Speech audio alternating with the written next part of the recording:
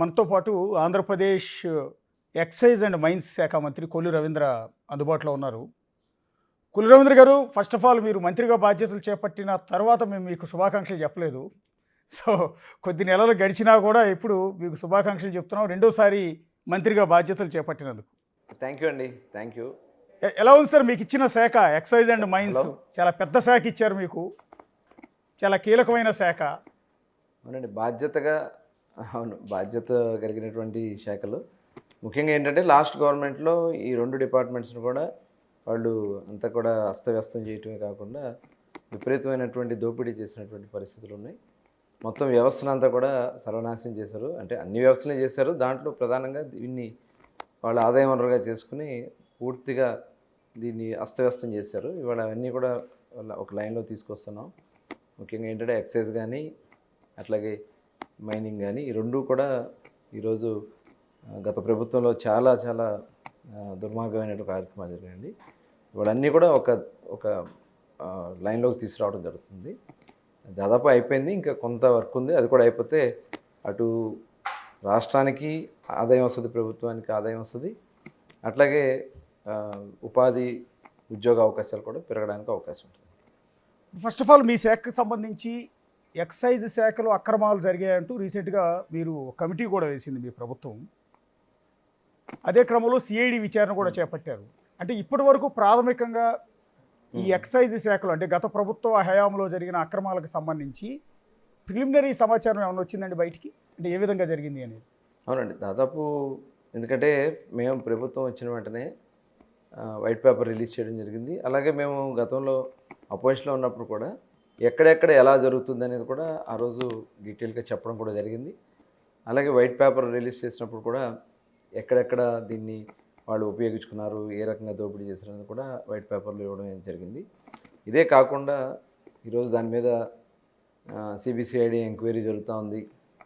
అలాగే రీసెంట్గా ఏదైతే ఈ మద్యం అమ్మకాలకు సంబంధించినటువంటి విషయంలో దళారీగా వాళ్ళు ఉండి దోచుకున్నటువంటి విధానాన్ని దాని మీద ఒక సిట్ వేయటం జరిగింది. సిట్ విచారణ ఉదయం వేస్తే నైట్కి తాడేపల్లి దగ్గర ఫైల్స్ తగలబడిపోయినటువంటి పరిస్థితి ఉంది. అంటే ఇదంతా కూడా గత ప్రభుత్వంలో టోటల్ డిస్టిలరీ దగ్గర నుంచి వాళ్ళు మొట్టమొదటి డిస్టిలరీస్ అన్నీ కూడా హ్యాండ్ ఓవర్ చేసుకోవడం, అలాగే ముందు అసలు డిపార్ట్మెంట్ని అస్తవ్యస్తం చేశారు. డిపార్ట్మెంట్ని రెండుగా చీల్చేశారు.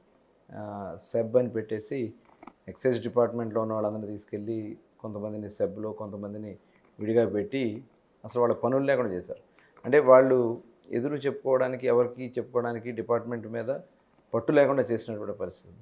తర్వాత మొత్తం షాప్స్ అన్నీ కూడా గవర్నమెంట్ షాప్స్ అని చెప్పి గవర్నమెంట్ షాప్స్ పెట్టించడం, దాంట్లో వాళ్ళు కోరుకున్న మద్యాన్ని ఏర్పాటు చేయటం, ఈ డిస్టిలరీస్ ఏదైతే వీళ్ళు హ్యాండ్ ఓవర్ చేసుకున్నారో ఆ డిస్టిలరీకి సంబంధించినటువంటి ఆ బ్రాండ్స్ మాత్రమే ఆ షాప్స్లో అవైలబిలిటీ చేయటం, తద్వారా ఆ డిస్టిలరీస్ నుంచి వీళ్ళు కావాల్సినటువంటి దాన్ని రాబట్టుకోవడం, అదేవిధంగా పనికిరాని బ్రాండ్స్ పెట్టి ప్రజల ఆరోగ్యాన్ని కూడా దెబ్బతీసే విధంగా వాళ్ళు చేసినటువంటి విధానం అంతా కూడా ఉంది.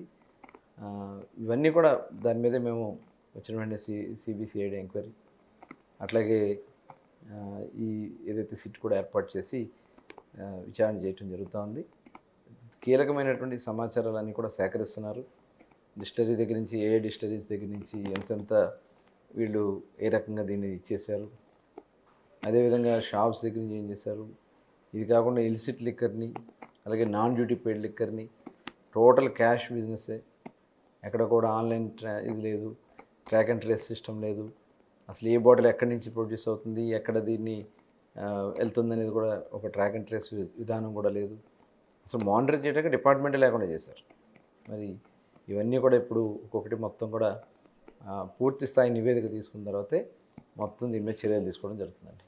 అంటే గతంలో జగన్ సీఎంగా ఉన్న 5 ఏళ్ల పాటు ప్రభుత్వమే లిక్కర్ నమ్మింది, ఓకే, అది మీరు కూడా చెప్పారు. ఆ అమ్మిన క్రమంలో ఎక్కడా కూడా ఒక్క షాపులో కూడా ఫోన్పే లాంటిది గూగుల్ పే లాంటిది పెట్టలేదు, అంతా కూడా క్యాష్ పేమెంటే జరిగింది. దీనిలో అక్రమాలు జరిగాయన్న ఆరోపణలు కూడా వచ్చాయి.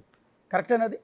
అవునండి, అదే ఎప్పుడైతే మీకు వాళ్ళు ఆన్లైన్ పేమెంట్ లేవు, ఇప్పుడు చిన్న చిన్న బడ్డీ కొట్ల దగ్గర కూడా ఏదన్నా చిన్న వస్తువు కొనుక్కున్నా కూడా ఆన్లైన్ పేమెంట్స్ జరుగుతాయి. ఫోన్పేనో గూగుల్ పేనో వేరే రకమైనటువంటి పేమెంట్స్. అలాంటిది వైన్ షాప్స్లో అన్ని వేల వందల లక్షల్లో రోజు వ్యాపారం జరిగితే అక్కడ ఒక్క ట్రాన్సాక్షన్ కూడా లేకుండా టోటల్ దాదాపు 1,00,000 కోట్ల దగ్గర దగ్గర మనీ ట్రాన్సాక్షన్స్ జరిగినాయి. ఈ మనీ అంతా ఎక్కడ పోయింది?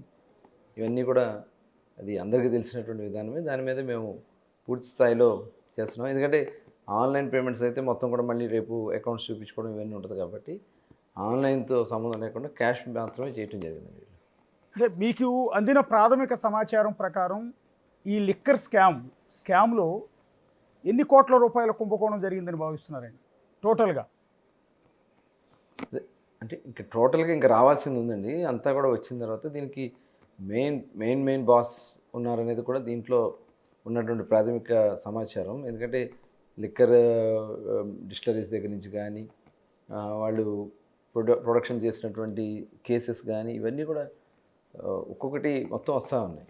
టోటల్ అన్ని చోట్ల కూడా అట్లాగే ఎక్కడ కూడా నాణ్యత లేదు. ఎక్కడ కూడా ల్యాబ్లో దీన్ని పరీక్ష చేసేది లేదు. కేవలం ఆల్కహాల్ పర్సంటేజ్ చూసారు తప్ప ఎక్కడ కూడా దీన్ని ఏమేమి హానికరమైనటువంటి దీంట్లో కెమికల్స్ ఉన్నాయా, మినరల్స్ ఉన్నాయా అనేది ఎక్కడ కూడా చెక్ చేయకుండా వాళ్ళు కేవలం దీన్ని ప్రజల మీదకి పంపే కార్యక్రమం చేస్తుంది. తద్వారా ఆదాయం పెంచుకునే ఆ కార్యక్రమం చేస్తుంది. ఇది ఒకటే జరిగిందండి గవర్నమెంట్లో. అంటే పెద్ద బాస్ అంటూ ఉన్నారు. అంటే మొన్నటి వరకేమో మిథున్ రెడ్డి పేరు వినపడింది. ఆయనే పెద్ద బాసా, ఇంకా వేరే వ్యక్తి ఉన్నారా? వస్తాయండి, కీలకమైనటువంటి సమాచారం సేకరణలో ఉన్నారు కాబట్టి దీని వెనక పెద్దవాళ్ళే ఉన్నారు అది అనేది ఖచ్చితంగా వస్తాం. అంటే డిస్టిలరీస్ని కూడా కొంతమంది వైసీపీ నేతలు గుప్పెట్లో పెట్టుకున్నారు అంటూ గతంలో టీడీపీ నేతలు అంటే మీ వాళ్ళే ఆరోపించారు.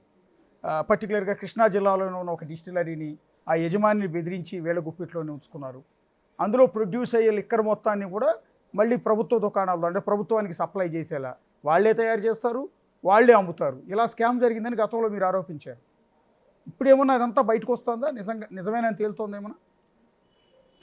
వస్తుందండి. ఇప్పుడు అవన్నీ కూడా వీళ్ళు షట్ డౌన్ చేశారు. కొంత ఎప్పుడైతే కొద్దిగా ఎలక్షన్స్కి ఎన్నికలకి దగ్గరకు వచ్చేటప్పటికి కొన్ని షట్ డౌన్ చేశారు. కొన్ని బ్రాండ్స్ని ఇచ్చేస్తారు.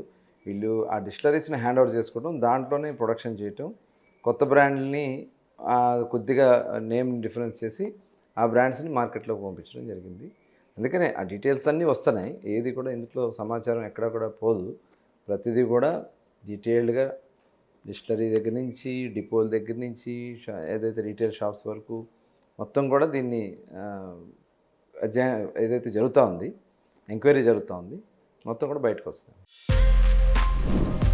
For more videos like this, subscribe Big TV channel.